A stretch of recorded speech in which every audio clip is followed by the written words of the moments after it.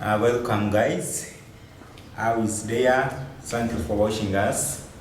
So today we are looking about mathematics, but first and foremost, my name is Edward, or some people call me Teacher Edward. Teacher Edward is the one who is going to take you through mathematics. First and foremost, we have come doing mathematics from primary, secondary, that's all level. Now we are taking mathematics in A-level. Thank you for keeping that spirit and working hard in mathematics. So, as you know, mathematics in O-level had two papers, that is paper 1 and paper 2. But the different thing with mathematics in O-level is that it was taught as one paper, or as the same mathematics, and then after that mathematics was categorized into two papers.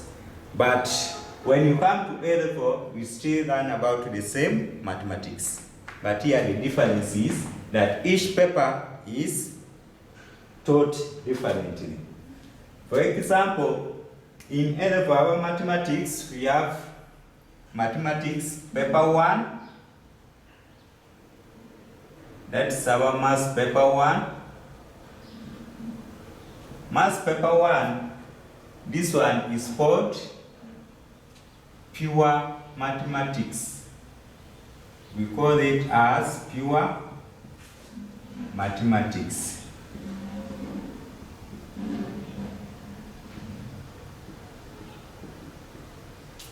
And there is another paper which is maths paper 2.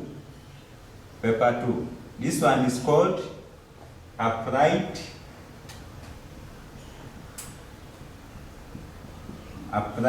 mathematics.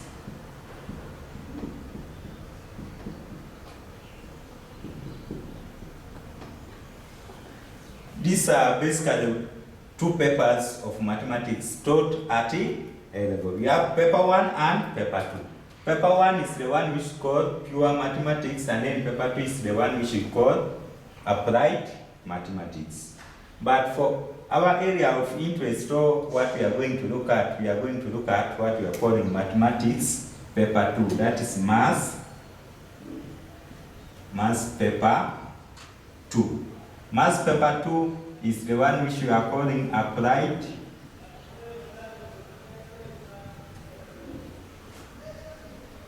mathematics. Applied mathematics is one paper, but under applied mathematics we have three different themes.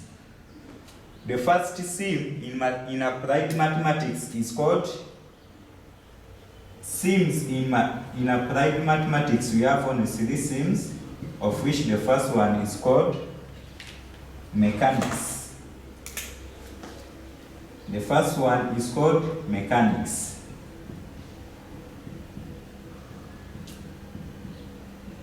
This is mechanical mathematics. It mainly deals with computations of mechanical things.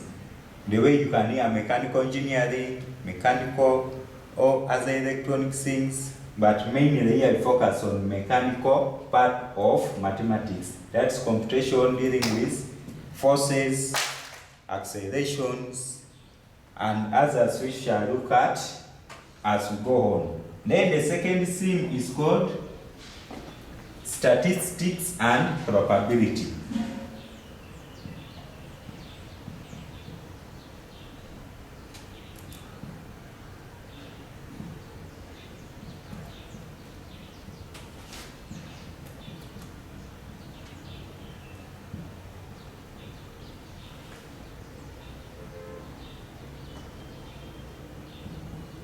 That is statistics and probability. Finally, the last theme under Maths 2 we have numerical methods.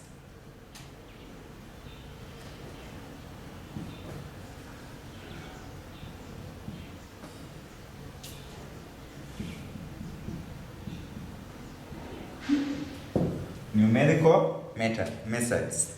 Those are few themes, or those are the three themes which we are going to look at in mathematics or in mathematics paper 2. So, first and foremost, in applied mechanics or in applied mathematics, we are going to look at what we call mechanics. That's our first theme, which we shall look at today. It's called mechanics. But mechanics is having different topics, which shall be looking one at a time. So those topics, we shall look them one at a time and in details, and then we do the numerical part of them. That is stating what they mean and then doing problems concerning those topics. So we are going to start with what we call applied mathematics, and then the theme which we are looking at applied mathematics, we are looking at applied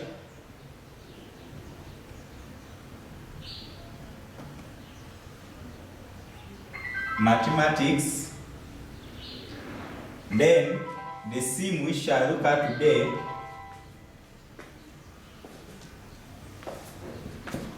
the theme is the one which we are calling mechanics.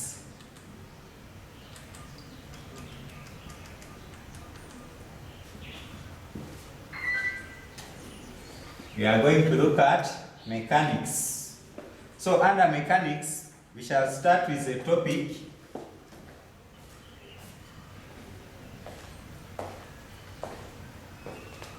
called components and the resultant forces. Components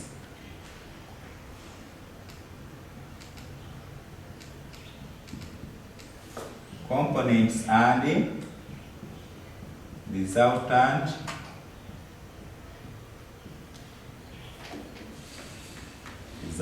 forces.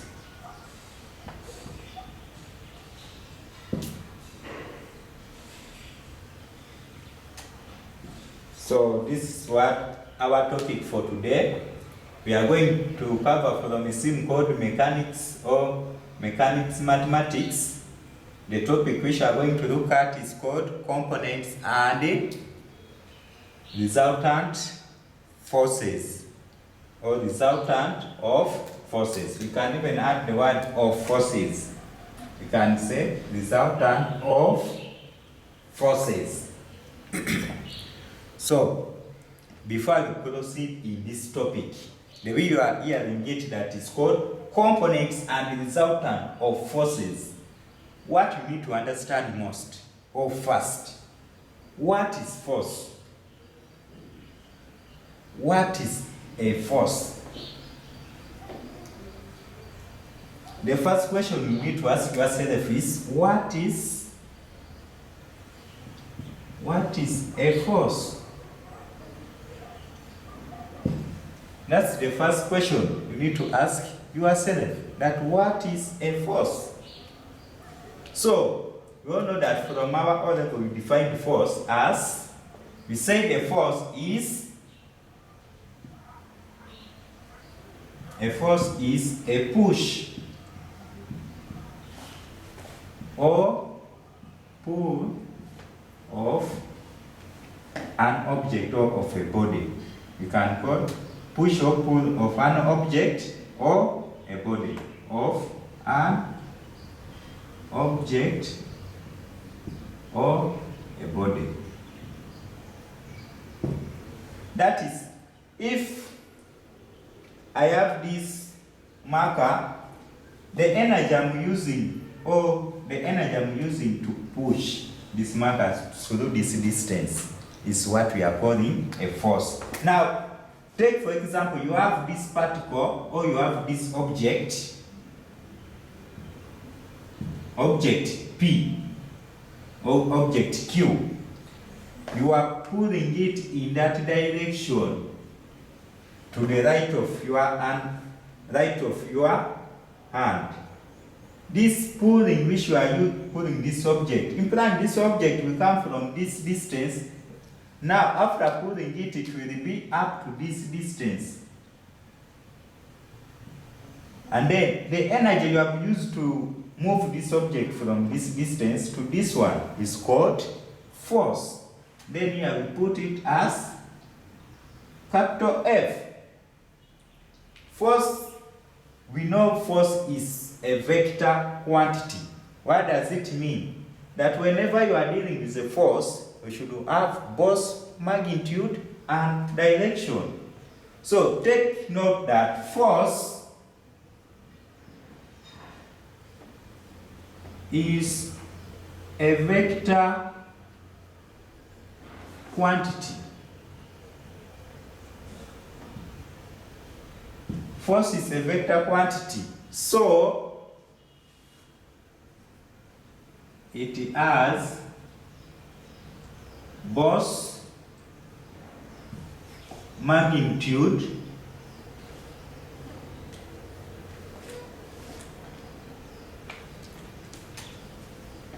you can say both magnitude, both size, and it can say both magnitude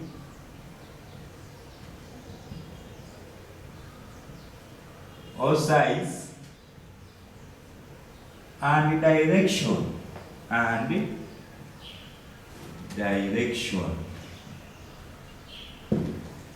So this one means that once you get a question saying calculate force acting on the body, you should get the amount of force which is required, or the amount of force which is required, and then after you state the direction where the force is acting.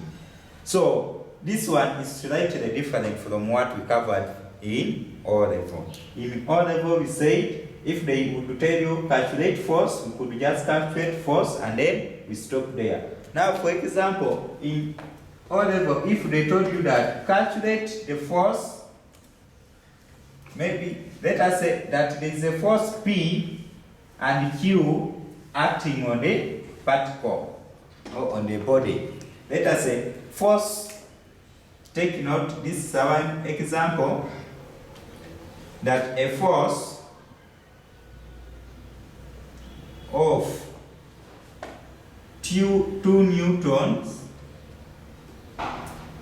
and 3 newtons acts on the body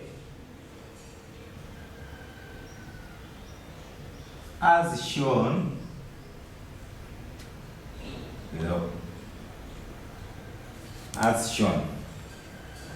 So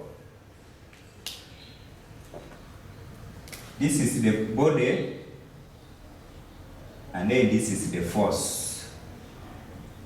This is 3 Newton and then this one is taking it in the same direction as 2 Newton. So they will tell you calculate the force or the resultant force acting on the body. Calculate the resultant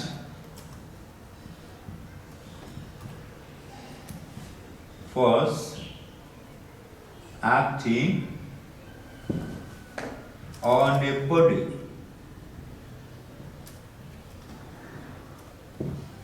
Calculate the resultant force acting on the body. So this one means we are going to get the total force which is acting on the body.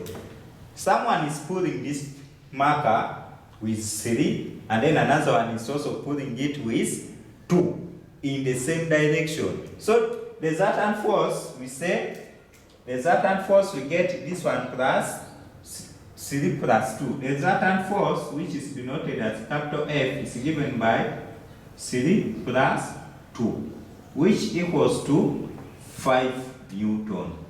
But this one is only magnitude. This is the size of the force which is acting on that body. But we say the force is vector quantity. It should have both size and direction. Now here you specify in which direction is the force going. Now when you see me, this one is my right hand side and then this one is my left hand side. So the resultant force on this body is going in that direction. So if this one is pulling it that side and also this one is pulling it that side, implying the force is going in that direction. Which direction is this one? We say in the right hand side.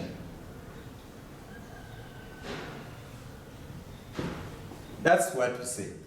That force acting on this body is 5 Newton.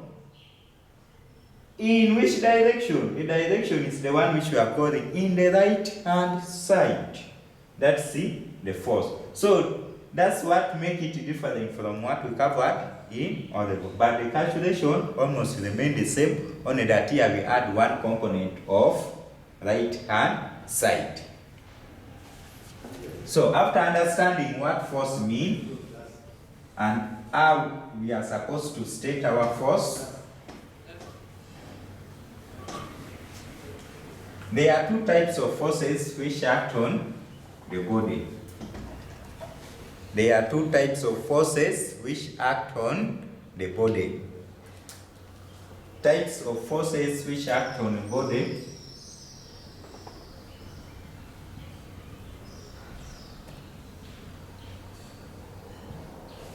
Which acts on the body. The first type of force, we have said, it is called coplanar force. Coplanar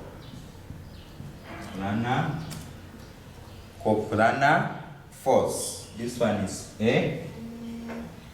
It is called coplanar force.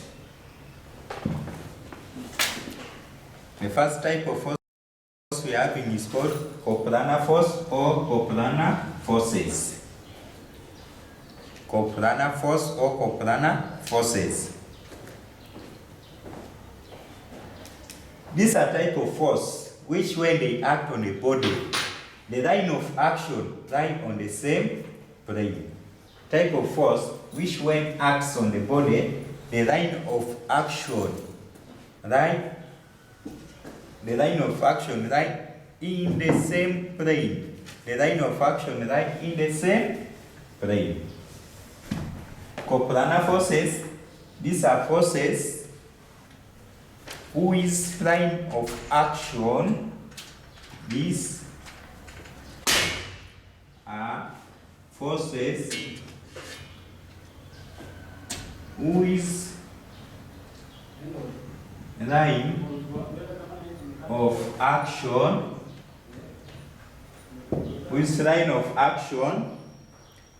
line of action, lie in the same plane. Line of action lie in the same plane. Whose line of action lie in the same plane. Those are what we are calling coplanar forces. The line of action is lying in the same plane, but at different points. This force, they can act at different points, but when they are in the same plane, or when they are on the same plane. So, the next type of force we have is called concurrent forces.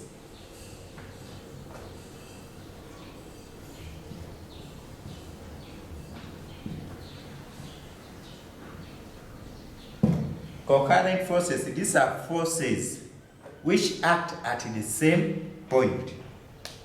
Concurrent forces, we say, these are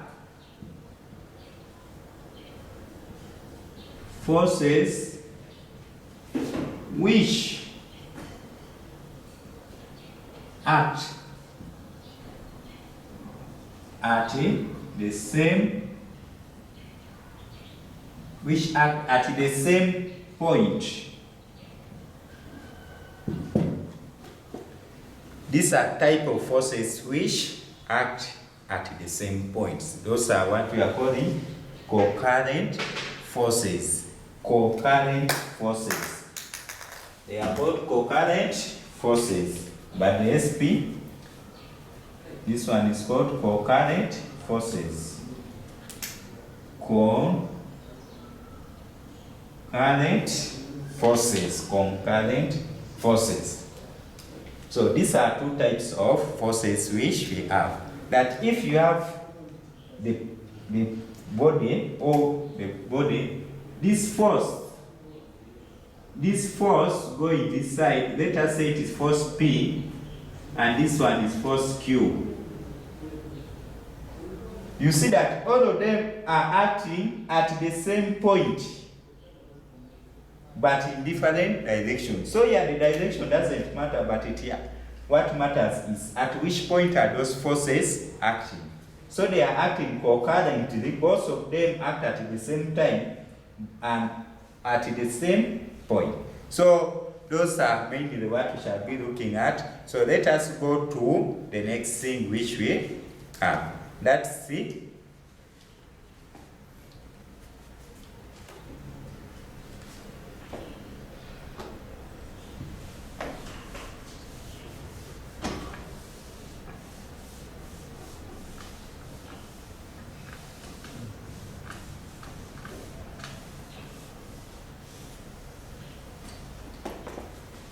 So in brief, that's what was about force. So let us go to our sub-heading of today, that the topics was components and resultant of forces. So what do we need now? We have looked at forces, what they are. We have looked at types of forces, which you now know. We have looked how we calculate a force, that it must contain a direction. So what we are going to look at now is resultant of forces, or calculating the resultant forces.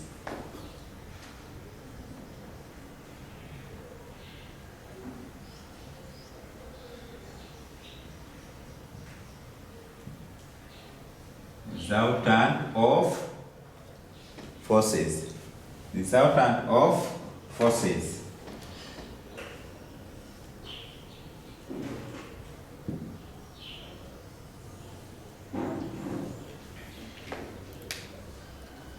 So we are going to look at resultant of forces. Now we have seen the same, we have seen the components, we have seen now we are going to see the resultant of forces. That the first thing which we have, suppose if forces P and Q are concurrent. If forces P and Q acts on the body concurrently. Act on the body concurrently. Full stop. If force P and Q acts on the body concurrent, as shown, as we are seeing it below this text, as shown. If forces P and Q acts on the body as shown. The first part, you are seeing it as shown as this one. This one is pulling this side. This is our point of the body, so the force which is pulling is that. We said concurrent forces act at the same point and then act in the same direction. I mean, they act at the same point, but they can act in different directions. That's force Q. So, the question is saying, calculate resultant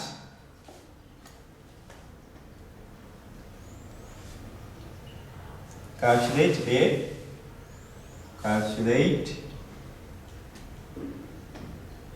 the resultant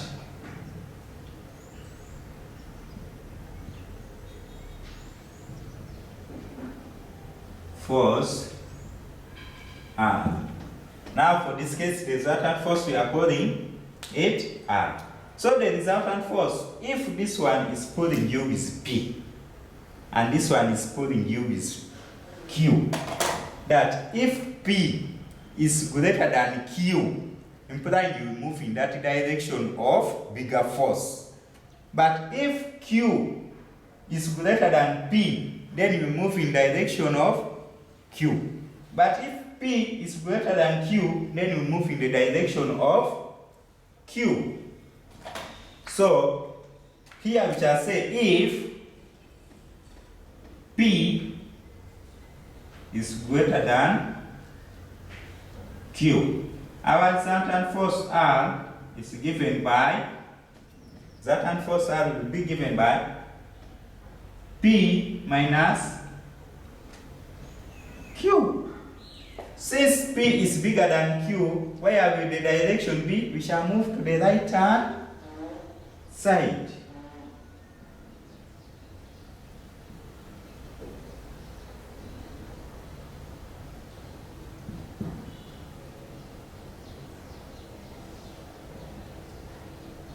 To the right hand side, that's the direction of force.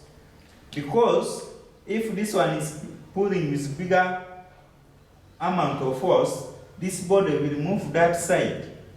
So that one means that the body or the resultant force will act, but when the body is moving in our right hand side. If yours is Q is greater than P, then yours will move in the left hand side. So that's the difference now between the forces which are going to calculate. So that's our first part of the resultant force. And then there is another part that if these two forces are acting in the same direction, Roman 2 we have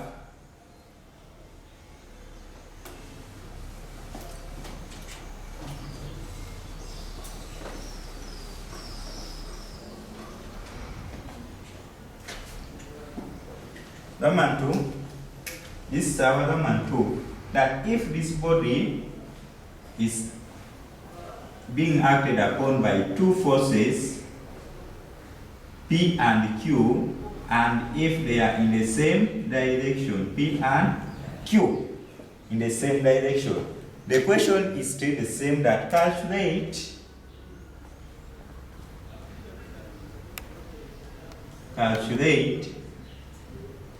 the resultant force. Question is still the same, that calculate the resultant force. So for the forces in the same direction, if this one is pulling you with 2 and then the other one is pulling you with 1, the resultant force increases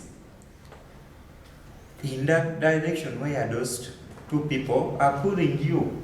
So our resultant force here is calculated by, resultant force R is given by P plus Q. In which direction? We are still moving in the same direction, to the left. The direction, the resultant will be moving to the right hand side. To the right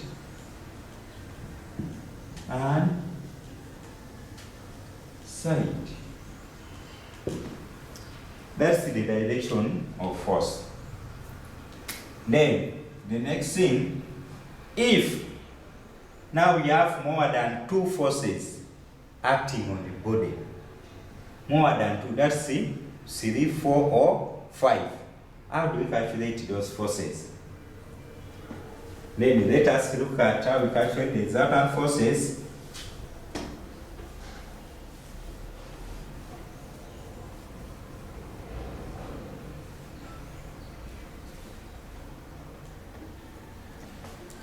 If forces, let us say if forces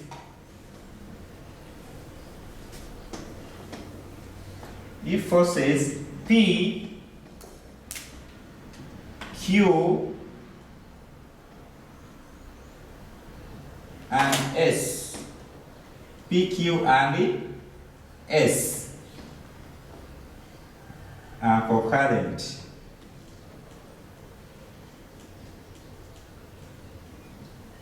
and acts on the body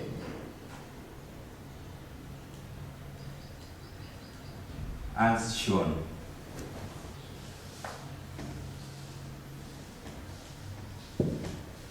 So, if forces P, Q, and S acts on the body as shown, which one? That this is our body, and then the forces P is acting in this direction, forces Q is in the same direction, then forces S is in this direction. How do we get the resultant forces there? How do we get the resultant force? The resultant force, now here, the resultant force, so let us say calculate.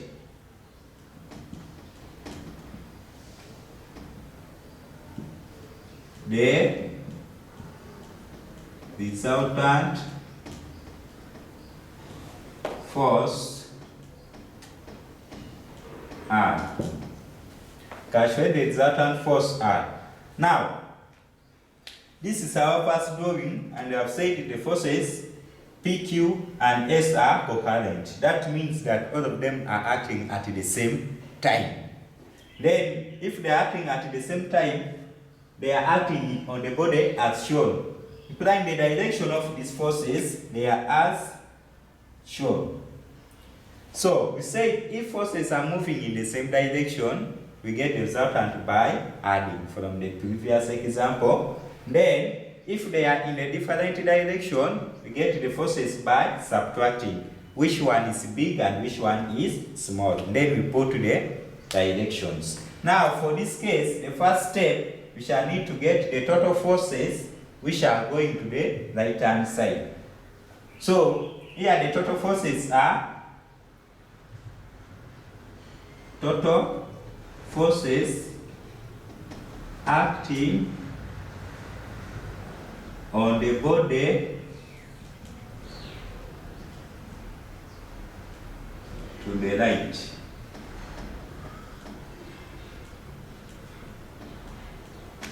The total forces acting on the body to the right is given by, which are those forces acting to the right? We have P and Q.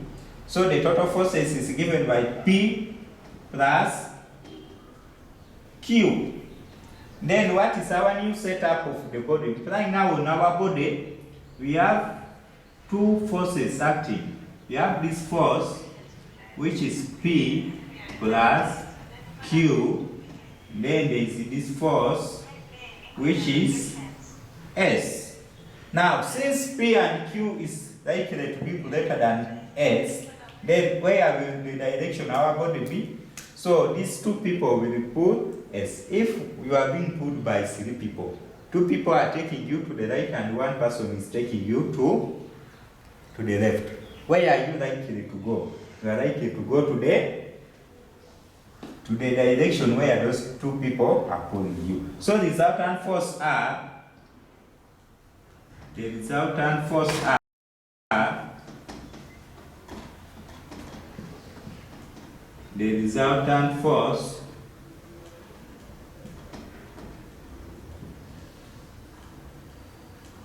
R is given by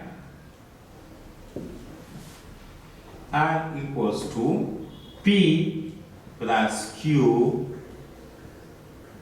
into bracket minus S. That's how we calculate that resultant force. And then you put the direction where the force is going. This one, they are still moving to the left hand. They are moving to the right hand.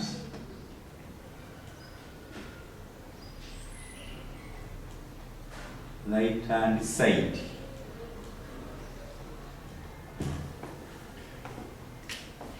So forces are moving, or the body, the resultant force on the body is moving to the right hand side, which we have got by first adding the forces which are in the same direction, that is P plus Q, and then after we subtract the force which is opposing them, which is S.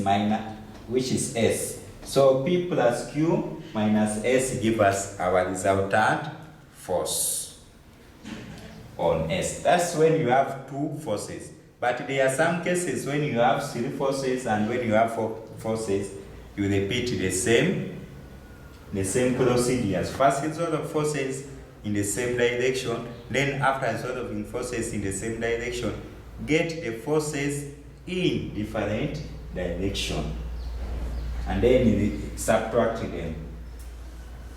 So that's mainly what we are going to, how we are going to be getting the resultant force. Now, that is the resultant force on a straight line. But we have a resultant force when a force is acting at a given angle. Calculating resultant force says acting at a given angle. So, after understanding the resultant forces in different directions, we say let force P, maybe let force F, and let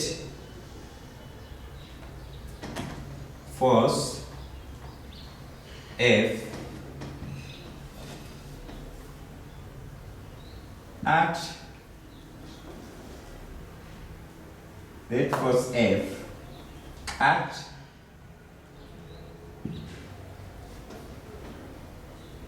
at an angle theta to the horizontal.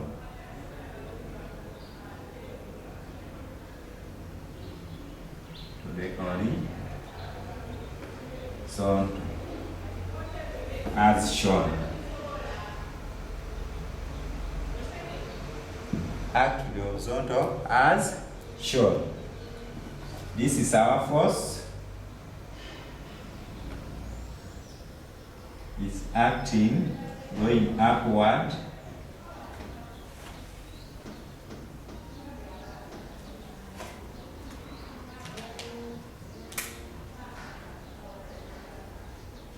The force is acting, going upward, but they have given us this angle to the horizontal as theta. This is our star, the angle which it is acting upon, and this is our force F. Then, this force is not the same force as we have been looking at. This one is acting at a given angle. So, here it leads us to components of forces. This force acting at this angle has both horizontal and vertical components. From your trigonometry in O level, you can get the horizontal components and then the vertical component. Let us look at what you covered in O level in trigonometry. We said if this one is an angle, which is a right hand angle, and then it is on a star, this one is our side, maybe this one is 1, 1, and then this one become 4. Since the angle is here, you say this one is opposite. The angle which is opposite to that, the side which is opposite to that angle is called opposite. And then which is after the opposite, the one which is next to that angle is called adjacent.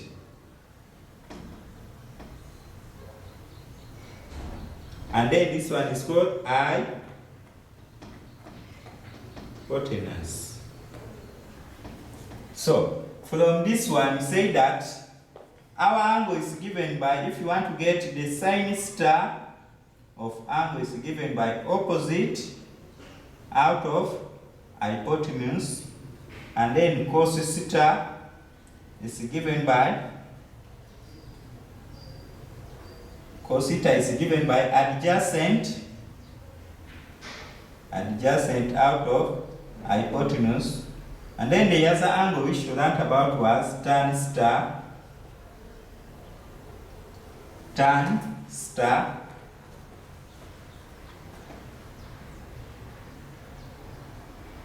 which is given by opposite over adjacent.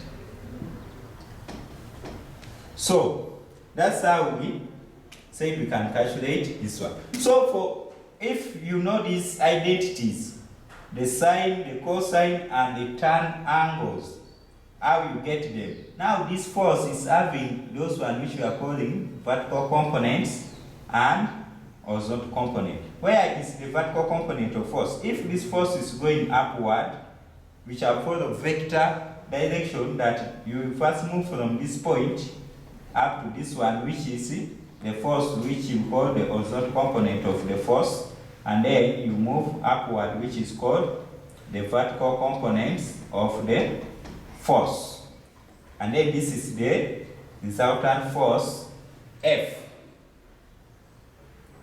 Now this one becomes resultant force F. So how do we get the resultant force? Let this one be the resultant force R acting in that direction. Let us change it to R acting in that direction.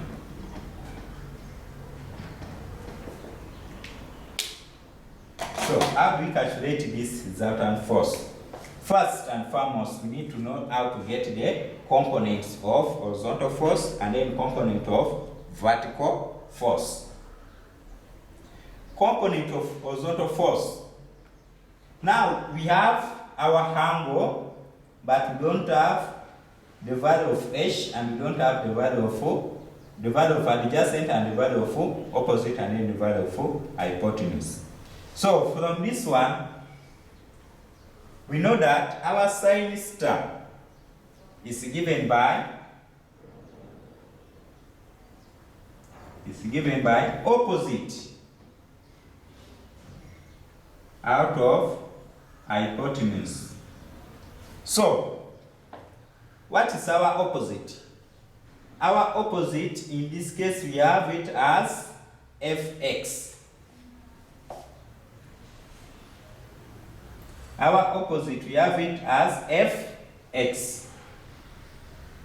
Opposite equals to, implying our sine star equals to opposite, which is Fv. Or you can call it Fy because it is going to the y direction. Let us call it Fy. Out of hypotenuse. Hypotenuse is the original force which we add. The original force before calculating this resultant we had, it was force F. So this force F is the one which is on hypotenuse. This is the one which is taking the longest side. It is here, and then we are getting its components of opposite and adjacent. This is the original force which we add. So now our opposite become F. Remember, we want to get what? The vertical component of F. Since this one is unknown, but this one we know it, and then we know the angle. This one is out of 1, we cross, multiply. This one come this side, and then this one come this side. So we have our force F of y is given as F times sine star will remain is F sine theta. This is what we are calling the vertical component of force F. This is what we are calling the vertical component of force F. This is the vertical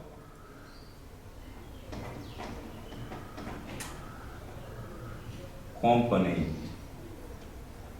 This is the vertical component of force F.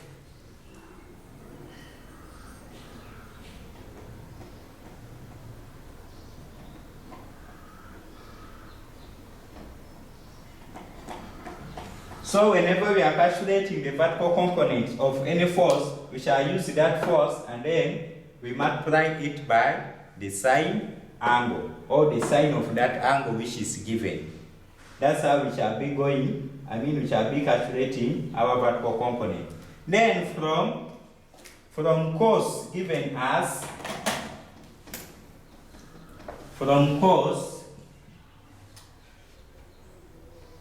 cos star equals to, what is our cos star equals to?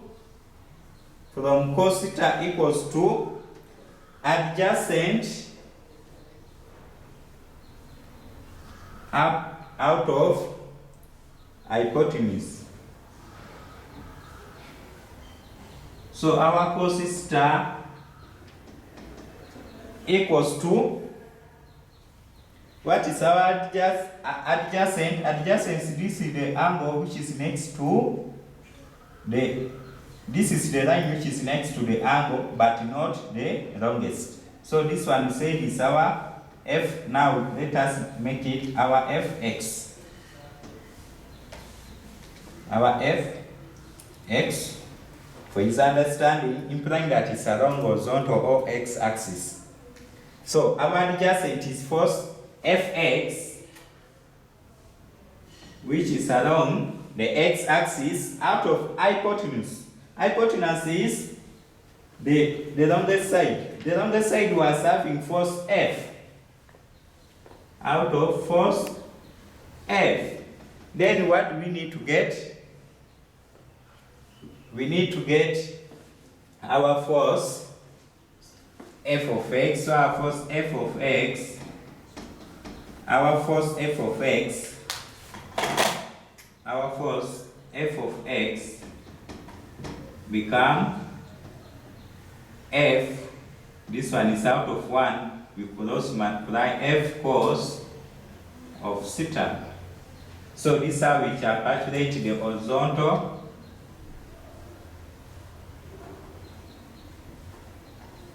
component